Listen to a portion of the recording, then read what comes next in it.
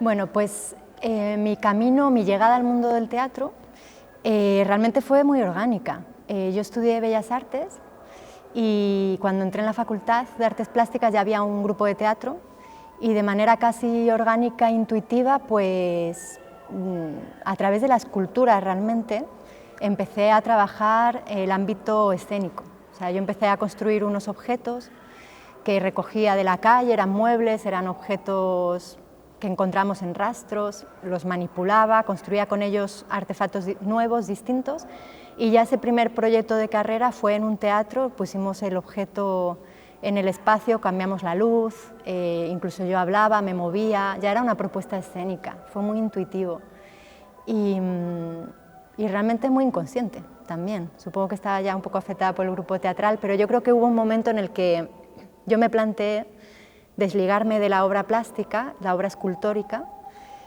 y no me pareció tan interesante el desligarme de ella, ¿no?, como un producto acabado que podría ser expuesto, sino que me pareció mucho más interesante dar continuidad a esa relación que yo había iniciado con ese objeto a partir de la manipulación, de una relación táctil que ya había dado inicio y que se había desarrollado y que podía ir más allá. Y de hecho me parecía que podía ser interesante mostrarla, ¿no?, en escena.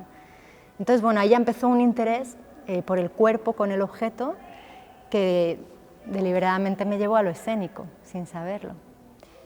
Pues el lugar de la imagen en el acto teatral, en mi trabajo, es casi como original. Digamos que, claro, me he formado como artista plástica, ¿no? Entonces para mí la imagen tiene el lugar que tendría la palabra en un teatro textual. Es como obvio, ¿no? Pero luego no es tan obvio, porque a la hora de trabajar pues uno se enfrenta a preguntas y a métodos que hay que inventar y explorar, donde por supuesto la palabra también forma parte. Yo nunca he renegado de la palabra, de hecho es parte también de mi formación. Entonces, bueno, es una convivencia entre diferentes áreas del pensamiento en lo teatral, donde está la imagen, donde está la palabra, donde está lo objetual, donde está lo lumínico, lo sonoro, lo escenográfico. Todos ellos configuran partes que no son independientes, ¿no? O sea, nacen por sí solas y tienen que tener una dramaturgia por sí sola, pero van juntas para conformar una obra final. Entonces la imagen, por supuesto que sí, yo la tengo muy en cuenta, dibujo mucho en los procesos de creación, muchísimo, y atesoro muchas imágenes, muchos referentes normalmente trabajo mucho con referentes plásticos, de escultores, de gente que hace instalación, pintura, también danza, y por supuesto teatro, ¿no? Pero siempre sobre la mesa tengo imágenes, ¿no?, impresas, tengo esa referencia visual. Para mí es importante para generar el universo poético que luego va a dar sentido y va a dar cohesión a las cosas, ¿no? Entonces luego el trabajo es como un trabajo artesanal de cómo dar vida a esas imágenes y sentido y a dónde nos pueden llevar. Pues en relación a mi obra plástica, es que siempre ha ido unido. Digamos que el trabajo escénico y plástico ha ido siempre de la mano. Es verdad que llevo mucho tiempo queriendo hacer una exposición que acompañe la obra escénica y al final, entre actuaciones y giras, pues no ha habido como el tiempo, pero para mí una cosa va unida a la otra. Es decir, yo en un proceso de creación escénica casi siempre empieza con un dibujo o una imagen, o a veces una frase también, o un espacio, ¿no? El origen de cada obra es diferente, ¿no? Pero siempre hay una parte inicial en la que yo elaboro mucho material plástico, que son dibujos, que son incluso maquetas o construcciones. O sea, hay un inicio muy caótico, que para mí es muy importante, en el que yo genero mucho material que me ayuda a entender esa obra y me ayuda a adentrarme en ella y a empezar a tomar decisiones espaciales, plásticas. Entonces, para mí no hay una diferencia entre el trabajo y la producción plástica de la escénica, o sea, van totalmente intrínsecas. Es verdad que muchas veces cuando estreno una obra es tal el material plástico que no sale luego en la obra, porque obviamente serían obras muy largas y tampoco es el objetivo, ¿no?, de cada bueno, cada cosa cumple su lugar y a veces es simplemente un tránsito hacia otro resultado, ¿no? Pero es verdad que tiene un valor, a mí me gusta mucho el valor de todo el trabajo plástico. En muchos estrenos lo que he hecho es acompañar el estreno de la obra de una exposición en la entrada de este material. A mí lo que me gustaría mucho, y por ejemplo con Mar, que es la producción que más he movido en los últimos años, llevo tiempo queriendo proponerle a una galería de arte un formato que sea doble, ¿no? Es decir, que durante el día sea una sala de exposición en cuyas paredes se exponen los dibujos, en superficies las esculturas, ¿no? Esta obra plástica, en el centro estaría la mesa de Mar abierta como una instalación, y ese espacio instalativo y expositivo que una visita de día, de noche cobraría movimiento y tendría lugar el acto escénico. Pero me gusta pensarlo como un conjunto, como algo que tiene sentido unido, porque para mí es fundamental para llegar a la obra que luego ven. Y es verdad que hay mucho material que no se ve y, bueno, y está ahí. Y a mí me ayuda a pensar, me ayuda a ir del caos al orden y del orden al caos y a encontrar respuestas muchas veces que solo mentalmente yo no encontraría. Hay una frase que a mí me gusta mucho, que me la regaló Xavier Bobés, que es pensar con las manos, ¿no? Y es ese lugar que ofrece el taller del artista y del artesano, en el que, en contacto directo con los materiales de trabajo, encontramos respuestas que tienen que ver con el cuerpo, con la memoria de los materiales y sus posibilidades, con la poesía visual que de repente ocurre por un accidente o por una combinación que solamente a través de la manipulación podría ocurrir, y en la mente sería muy difícil descubrirla, ¿no? Así que totalmente unido. Yo me siento muy afortunada de haber estudiado Bellas Artes y de haber acabado haciendo lo que hago, vamos, es como muy orgánico y creo que tiene un sentido. También los artistas que yo admiro muchísimos y de muchos géneros, pero muchas personas que admiro mucho justamente han hecho esos viajes tan inesperados, ¿no? De disciplinas que les han llevado a lo escénico. Es que en lo escénico está todo, es que está todo junto, está la música, la luz, el sonido, las tres dimensiones, todo. Sí, pues me preguntas, Araceli, cómo combinar mi trabajo, bueno, el trabajo escénico con el musical, ¿no? El espacio musical, el espacio sonoro. Bueno, hablamos antes mencionábamos, ¿no?, la ópera como referencia del arte total, ¿no? Yo creo que hasta ahora quizás tenía sentido que sí que fuera la ópera el arte total. Yo creo que ahora, bueno, creo que el arte total puede ser cualquiera, porque creo que ya se han diluido mucho las fronteras y bueno, todos los artistas lo sabemos y lo experimentamos, ¿no? O sea, hay que pensar desde todos los ámbitos del conocimiento, también desde el científico. Uno cuando hace arte, pues todos los puntos de vista son importantes. Por ejemplo, con la música, a mí me ocurre, yo llevo años trabajando con un músico que es Daniel León, que es un lujo, la verdad es un compañero estupendo. Yo con él he aprendido muchas cosas, también he tenido experiencias previas, también dirigí ópera. Con la música, a mí la música en concreto me fascina, porque es un lenguaje, o sea, es una lengua. A mí me encantaría tener una lengua escenográfica. Eso quiere decir que hay palabras, o sea, hay una ortografía musical, que hay una partitura, hay una escritura, es fascinante. O sea, realmente los músicos son bilingües. Y a mí entender esto me parece increíble, porque uno cuando aprende una lengua aprende palabras que igual no existen en la suya propia y que abren posibilidades nuevas.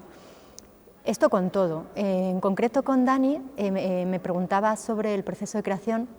Bueno, en mis creaciones siempre hay un proceso previo, que es tener una idea o una intuición y confiar en ella, y una vez que ya está un poco desarrollada, que ya me he obsesionado con ella y he empezado a tejer y a conspirar para que nazca, pues hablar con las personas, las diferentes personas del equipo, es fundamental. Por ejemplo, con Dani León, en esta última creación, pues yo empecé a hablar con él y empezamos a lucubrar sobre el espacio sonoro desde un lugar todavía muy prematuro. Y a mí él me empezó a dar ideas desde su mente de músico, que obviamente a mí no se me habrían ocurrido, y que de repente me aportaban una información que respondía a preguntas que me había hecho desde otro lugar, ¿no? Desde el lugar espacial, desde el lugar objetual. De repente aparecían una serie de objetos musicales que podían ser objetos en escena, objetos plásticos. que podían configurar ese espacio. De repente había una pregunta: ¿qué espacio para esta música, para este sonido? ¿O qué sonido para este espacio? O sea, son preguntas que van tan unidas que para mí es imposible imaginar un proceso en el que todos los ámbitos que implican no vayan avanzando a la vez. También estoy hablando, a la vez que hablo con Dani, hablo con Miguel Ruz, que es quien está ayudándome ahora con el espacio lumínico. Luz y sonido van intrínsecamente ligados, pero es que lo demás también mi parte, ¿no? La parte visual. De repente, hablando con Miguel sobre la luz, apareció una posibilidad que dio lugar a una imagen y de repente a una escena, solucionaba una escena que tenía mucho sentido. O sea, que de repente la luz nos daba una respuesta fundamental a de qué estamos hablando y cómo lo estamos haciendo. O sea, el cómo y el qué van juntos, van siempre juntos.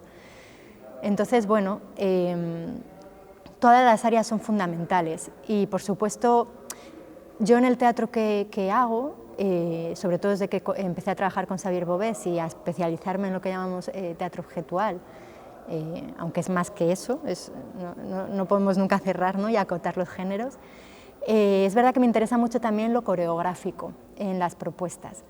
Entonces, claro, la música y el espacio sonoro es fundamental y es muy bonito trabajar con músicos, porque ya te digo, como tiene una lengua, pues tiene una puerta abierta a un universo que es fascinante, donde está el ritmo, donde está la pausa, donde están los silencios, que modifica y que además hay mucho conocimiento del movimiento, que por supuesto la gente que hace danza lo sabe perfectamente. Y bueno, mi trabajo en concreto con Dani en los últimos años ha sido presencial. O sea, mientras yo trabajo con los materiales, Dani está a mi lado tocando y probando, y también pues empiezan a ocurrir cosas. A veces son más mentales, vamos a probar esto, y a veces son accidentales, de estar in situ proponiendo juntas y de repente que ocurran cosas. Entonces, bueno, es un trabajo colaborativo totalmente.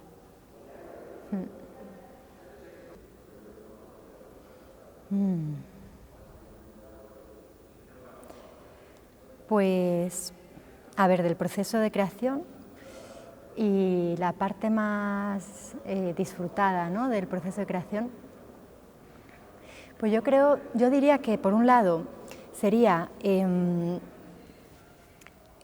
primer momento de estar en el taller con los materiales, como este proceso más artesanal de tocarlos, de trabajar con ellos, de jugar con ellos, de construir, de cortar, de lijar. Esta parte me gusta mucho. Es más solitaria, aunque no siempre, porque tengo ahí a mi primo Pablo, que siempre está colaborando y viene al taller, y él es un manitas, entonces siempre acabamos juntos trabajando. Pero bueno, es una parte más solitaria, que estoy yo con los materiales, pero apasionante, porque me gusta el taller y nace de ahí las obras, ¿no?, de ese trabajo con la materia, con los materiales. Pero luego está la segunda parte, que es la parte de equipo. Es la parte de juntarse el equipo y trabajar juntos. Y yo creo que me fui a las escénicas también por eso, porque en las artes plásticas al final pasaba mucho tiempo sola en el taller, que es maravilloso, pero en las artes escénicas tiene el encuentro no solo con el equipo, que es fabuloso y que, como he dicho antes, aprende mucho de áreas que yo no he tenido tiempo a abarcar y no tendré, pero aprendo con el equipo, y luego con el público. O sea, el hecho de estar y que la obra se comparta presencialmente en un teatro, pues es fascinante. O sea, que realmente te diría que las tres etapas lo son en sí. Una por el contacto con el material y la soledad del taller y el tiempo depositado en los materiales sin prisa, y la otra, pues el tiempo compartido con el equipo y con el público, lo grupal que tiene el teatro, ¿no?, y su poder de convocar. Pues en referencia a Mar y a lo que ha supuesto esta obra en mi trayectoria, la verdad que obviamente es una obra que ha supuesto muchas cosas muy importantes. Y es difícil responder a esta pregunta, porque Mar llegó realmente cuando tenía que llegar y por algo. Para mí supuso como una reconciliación un poco con mi profesión, curiosamente, y una respuesta a cómo ubicarme como artista, ¿no?, y para quién hacer teatro y cómo. Para mí Mar significó no solo apostar por los circuitos de teatro convencionales y los espacios y los festivales, sino también apostar por la intimidad en el teatro y por un teatro que pueda estar en un festival y en un teatro, pero también entrar en una casa o en un pueblo, en una plaza. Para mí me ha significado eso, ha significado como un regreso a lo pequeño y a quizás... La palabra ambición es controvertida, pero quizás sí, porque claro, yo me he criado en una ciudad y todos los artistas pues queremos actuar en grandes teatros y en grandes festivales, que se supone que es llegar a algo, ¿no? Y por supuesto es estupendo y se aprende muchísimo y es necesario que nos apoyen y que nos den ese espacio, pero también fue volver otra vez como artista plástica al taller, lo que te decía antes, ¿no? y a la pequeñez de lo simple, ¿no? de escuchar un material, de escuchar lo pequeño. Todo el proceso de Mar fue un proceso de ensayos muy largo, duró 2 años, no había prisa, también fue como un reencuentro con el tiempo, desde otro lugar, que no era la urgencia de la creación, sino que era la escucha orgánica de esa misma creación y del tiempo que implicaba y que necesitaba.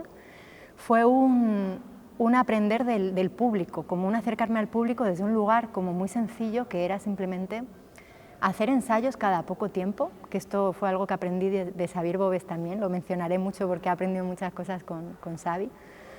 Bueno, cada muy poco tiempo, una vez a la semana, una vez cada 10 días, invitar a los vecinos, a las vecinas, a gente del pueblo de al lado.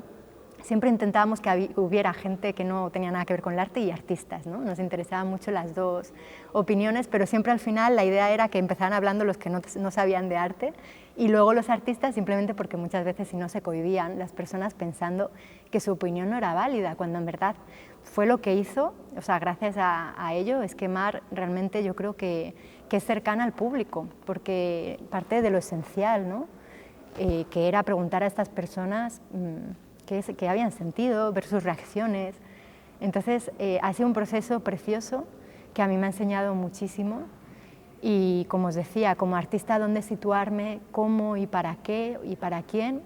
Pues, por ejemplo, he aprendido a intentar no supereditar un trabajo al tiempo, ¿no? A un objetivo a lo mejor de fechas concretas o a objetivos concretos, de pretender cosas en concreto, ¿no? Porque muchas veces los artistas, cuando comenzamos una obra, por lo menos en mi caso, es persiguiendo una intuición en la que confiamos y que nos lleva a un lugar nuevo. O sea, cada obra es una o muchas preguntas.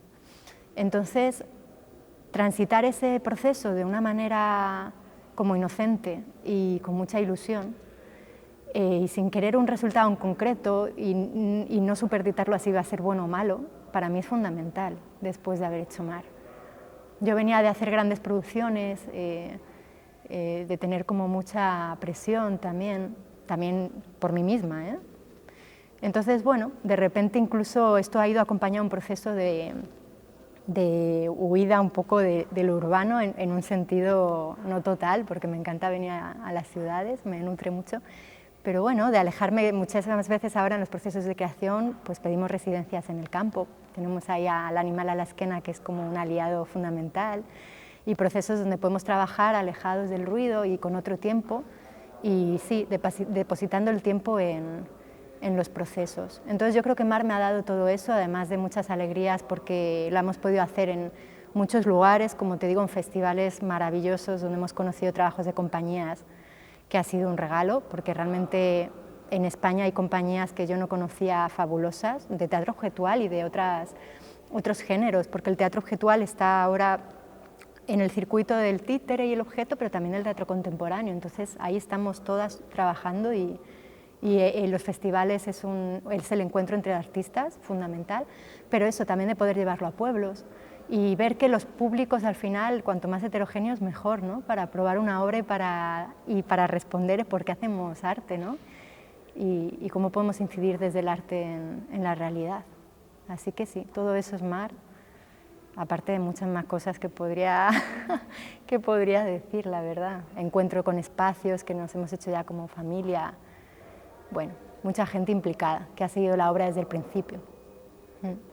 Sí, pues en lo concerniente a la intimidad y a un teatro íntimo y a la posibilidad de regresar al teatro de lo pequeño y de lo íntimo como respuesta, me preguntas, a estos tiempos, pues yo no sé si solo a estos tiempos, o sea, yo creo que esto viene dándose desde hace mucho tiempo y quizás desde el origen del arte, ¿no? O sea, yo creo que hay algo inherente al arte que tiene que ver con lo con la intimidad y con lo sagrado, que también es una palabra compleja porque se ha limitado quizás ahora históricamente mucho a lo religioso, que no debería, ¿no? Hay un lugar en el que acontece el ritual, ¿no?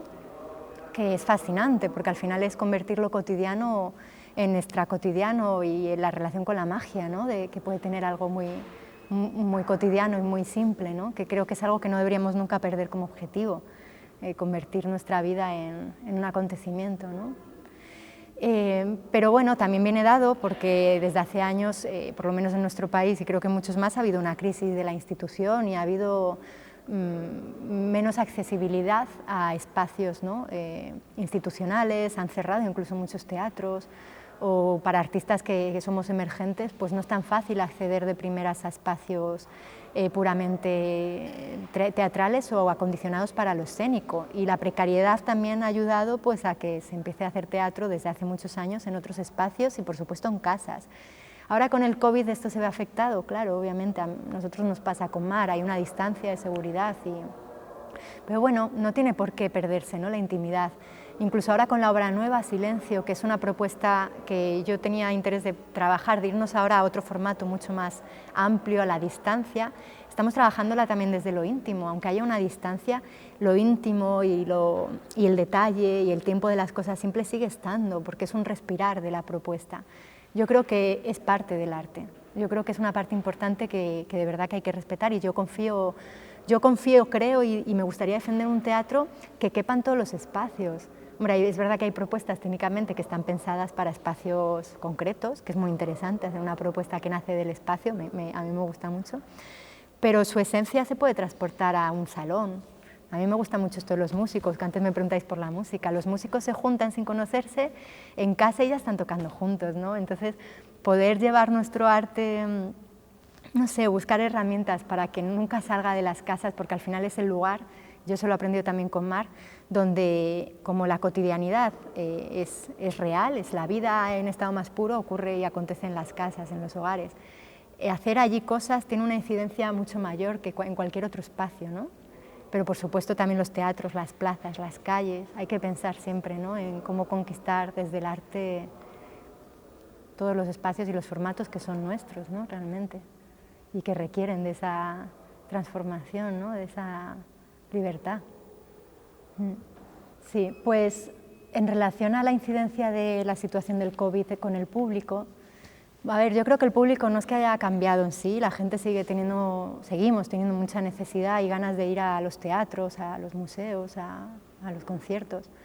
Pero sí es verdad que la gente tiene miedo, pero porque los medios de comunicación de alguna manera pues se está emitiendo así un poco este mensaje, ¿no? Entonces habría que tener un poco de cuidado y cuidarnos, cuidar a la población, porque por ejemplo los teatros son de los espacios que habitamos hoy en día, son los más seguros. O sea, en un teatro se toman unas medidas de seguridad que no se toman en ningún otro espacio, ¿no? Que habitamos mucho más a menudo, como es el transporte público, los centros comerciales. O sea, en un teatro te toman la fiebre, hay que llevar mascarilla, hay una distancia de seguridad, en ningún momento se quita la mascarilla.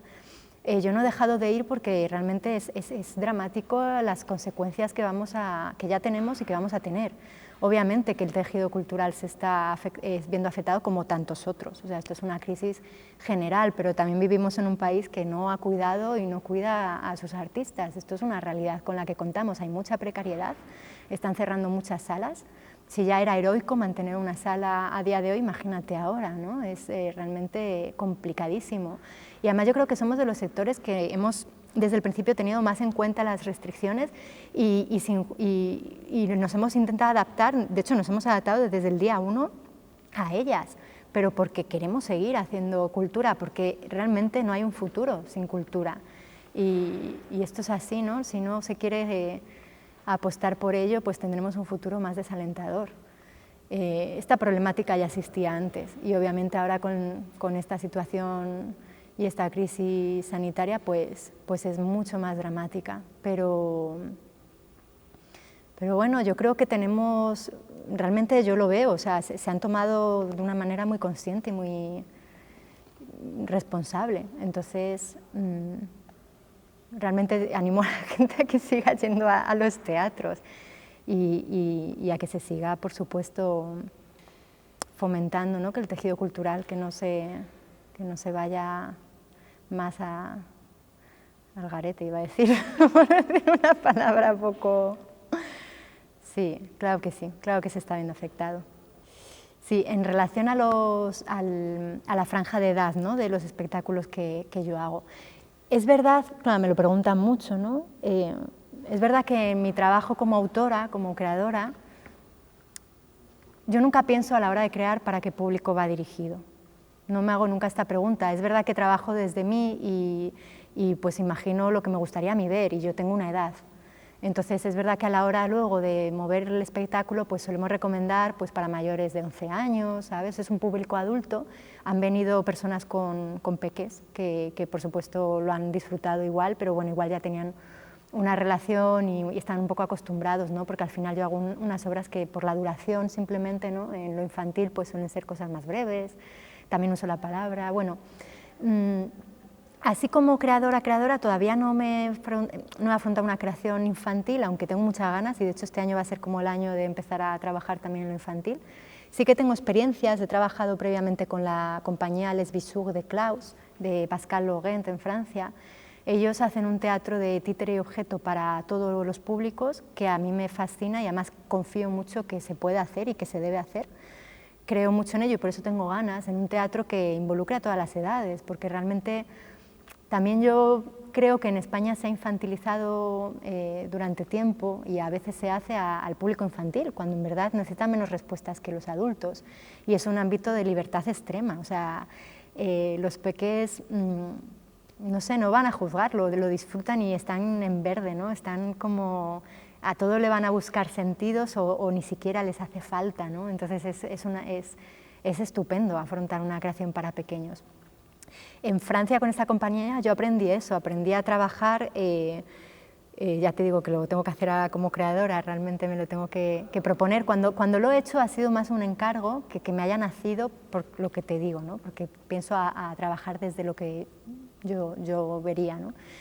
Pero bueno, yo he aprendido con esta compañía que al final una obra que esté bien, que sea buena, puede llegar a diferentes niveles de comprensión, ¿no? Entonces el público infantil puede llegar a comprender hasta un lugar y el público adulto hasta otro, ¿no? A mí esta compañía me fascinó y he visto muchos trabajos en España de este tipo, ¿no? En Espacio Abierto, donde tengo el gusto de trabajar, pues todas las propuestas que Espacio Abierto promueve y que son para también público infantil y adolescente, pues son obras que son inherentes a la edad.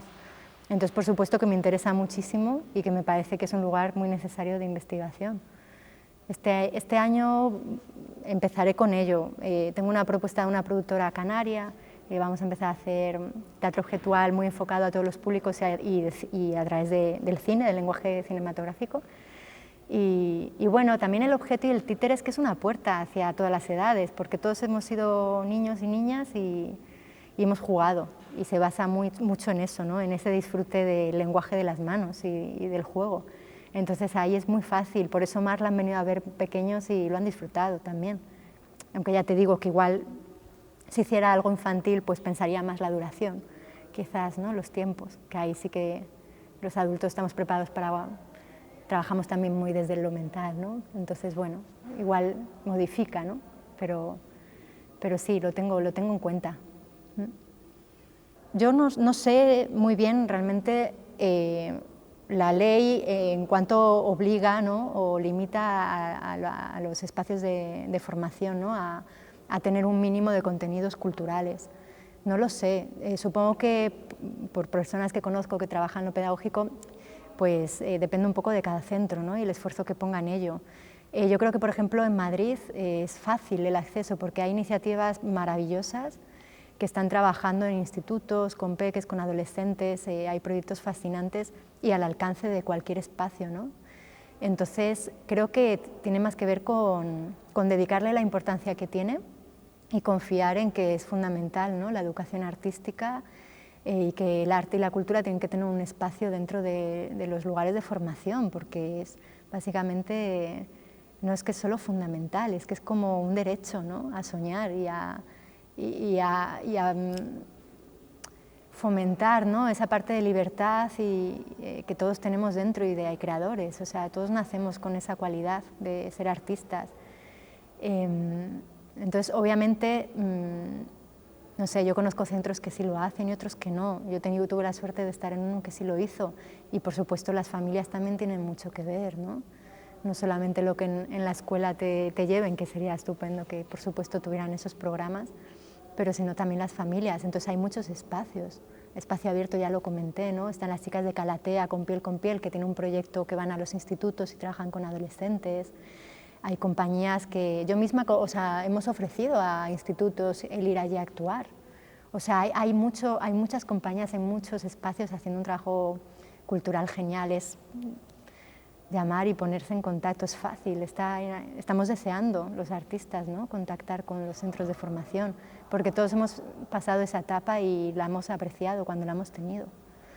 Pero claro, vivimos en un país que también ha querido quitar la filosofía de las aulas, entonces cómo no dudar de si se le está dando la importancia al libre pensamiento, ¿no?, que ocupa la cultura y el arte. Hay que pelearlo y hay que fortalecerlo para tener una ciudadanía no solo libre, sino feliz y autónoma, claro. Son conceptos complicados, pero fundamentales. Vengo de la herencia de la Institución Libre de Enseñanza, ¿no?, que es una institución que nació siendo absolutamente como independiente y que promovía unos conceptos humanísticos, ¿no?, y artísticos. O sea, toda la educación estaba basada en la liberación, incluso el propio espacio del aula, ¿no?, que la clase se daba fuera del aula, ¿no?, la biología y la ciencia se iba fuera al campo, ¿no?, a aprender de los animales y los insectos. Está el teatro, la danza al mismo nivel que las matemáticas, ¿no?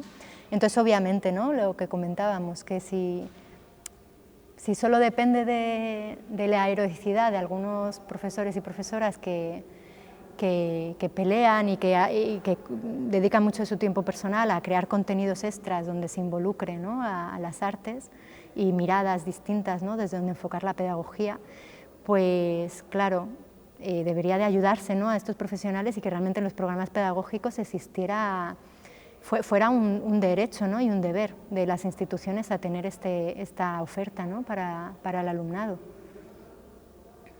Es la única manera, ¿no?, realmente de que sea, además, para todo el mundo, que todo el mundo tenga el acceso a ello. Porque si no, pues bueno, somos unos pocos afortunados que lo hemos podido, ¿no?, por la familia que nos ha tocado y por el lugar donde hemos estudiado, pero no debería de ser así. Bueno, pues efectivamente la obra nueva se llama Silencio. Y bueno, por adelantar un poco sobre esta obra, es un trabajo al que yo ya tengo mucho cariño y cada obra viene en su momento y respondiendo un porqué, ¿no? Silencio es una obra que, bueno, si tuviera que decir algo de ella, para mí significa un encuentro. Es el encuentro con una persona, que es Miriam Garlo, que es la otra intérprete que está conmigo en escena. Es el encuentro entre dos personas que son muy diferentes, que viven en lugares distintos, que tienen lenguas diferentes, cuya vida ha sido muy distinta y que se han encontrado en un momento de la vida para hacerse preguntas que debido a su edad y a los acontecimientos presentes, pues de repente han cogido mucho protagonismo, ¿no? Es una obra bastante filosófica en ese sentido, pero yo espero que también como esperanzadora, ¿no? Hay muchas preguntas que se lanzan al vacío sobre el futuro, ¿no?, y el presente, sobre todo sobre el futuro.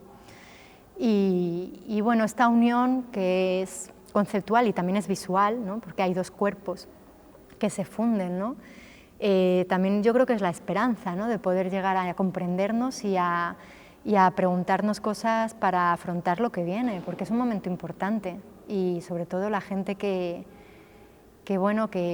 tenemos una edad en la que empezamos a tener hijos, ¿no?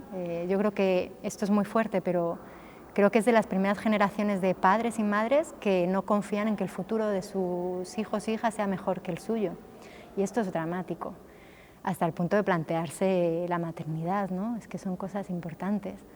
Bueno, todo esto está en silencio, pero también hay una relación muy bonita con el paisaje, ¿no? Es un espacio, es un encuentro también consigo, con una misma, con los demás y con el paisaje y la naturaleza, porque si hay algún futuro, para mí tiene que ser en relación y en convivencia con la naturaleza, ¿no? Entonces también hay esto en silencio, hay una simbiosis con el paisaje que que tiene que ver con este futuro y este horizonte al que preguntamos, y que ambas pues, hemos llegado a conclusiones similares o a preguntas cercanas sin tener para nada una vida similar ni una misma experiencia vital.